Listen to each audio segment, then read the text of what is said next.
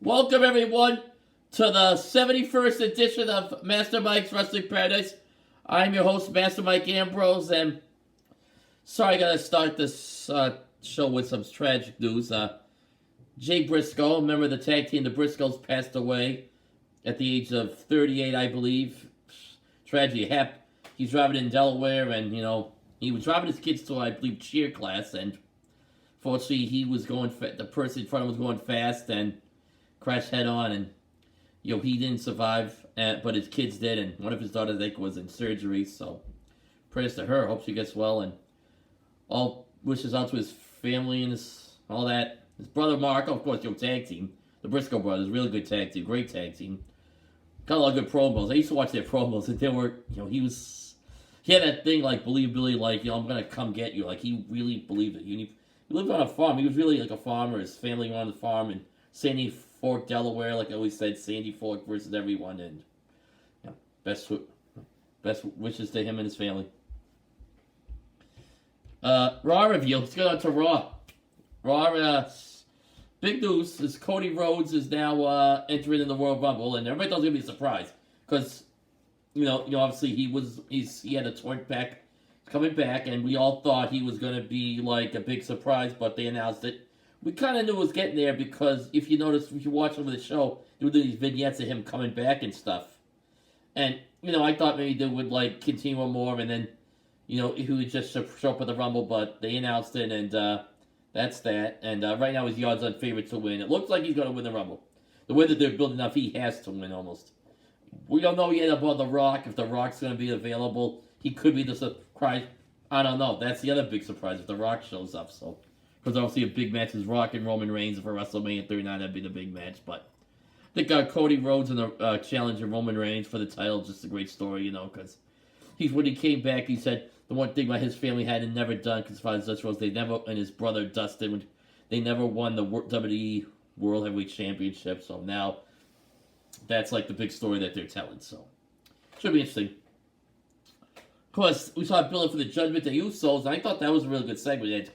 Dominic was here getting the Usos' face, and we talk about how this title, all that. They went they were really good, and you had she got Solo's face, and Rhea Ripley defends Dom, and it almost looks like Solo's about to hit her with the spike, but then Dom comes in. It was pretty good stuff, that whole segment. I think Solo's come a long way since he's put in this spot with the Usos, the obviously brothers, and Roman's his cousin, but I think he's handled it pretty well considering. He could be something someday for sure. He's like a cross between Umaga, who's his uncle, and Samoa Joe, I believe. Maybe a little Taz. The way he wears the head when he wears that towel, it kind of reminds me of Taz to a point. Well, Joe. I'd say Joe and Umaga because they're all Samoa, for the same area of the world, so they're all Samoan. Although Samoa Joe's not related to the bloodline, so. But, he has that similar thing with the shorts. He wears those shorts like Joe used to wear and stuff. So, he has the Joe vibe and Umaga vibe combined into one. We also have NXT 2.0, if you haven't been watching. They got some good stuff. They got a build-up to Vengeance Day. Main event, Braun Breaker versus Grayson Waller. They had interviews, do sit-down interviews. I thought they came off real well. Waller's a great heel character, and, Braun's the babyface. So, should be interesting.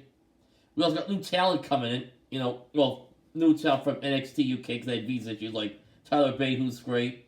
We also have, Gallus, great tag team. There's Lyra Valkyrie, who was in the main event with Roxanne Perez against the remaining Toxic Attraction members, Gigi Dolan and JC Jane.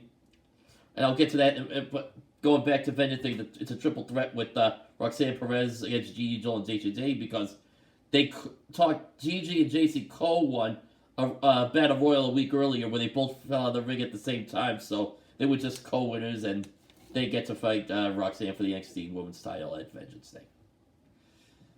Yeah, that's that. Yeah, like I said before, there was a tag team match with the main event was Roxanne and Lyra Valkyria against Toxic Attraction, and Lyra got distracted by Cora Jade, who shows up, and I don't know if they're saving off Cora versus Roxanne for a while, I have no idea, but another person that's coming back is Tiffany Stratton, and she's doing so with Indy Hartwell, but I think she could be another woman for Cora to go up against. We also have, Bruins. Let's talk some NHL talk. We got the Bruins on a roll. Best record in the NHL. One last leg against the Islanders, 4-1. And they also, their home record, right now they're on the road, but their home record, they've only lost like one home game in regulation. I think they're 35, 5-4. They only have 5 regulation losses. 4 of them are on the road, 1's at home, so.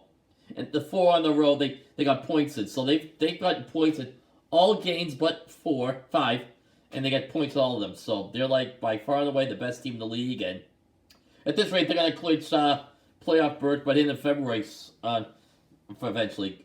Season ends at April 13th, but, they're going to be the playoffs before then. Be interesting to see, the way they run right now, they're the cup favorite.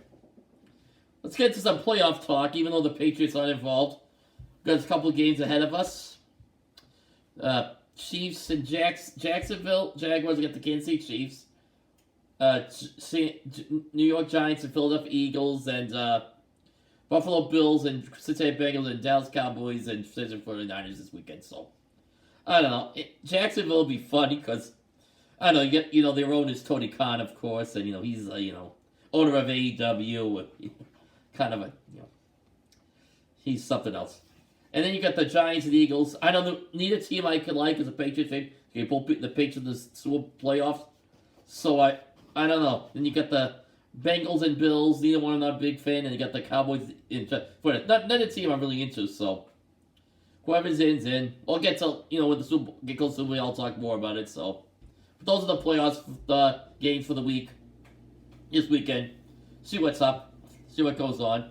Could be some upsets. Philadelphia and Kansas City both had the week off. They're the number 1 seeds in each conference. The more likely win is likely upset would be Giants beating the Eagles because they're feeling good. I don't know if Jacksonville could beat Kansas City,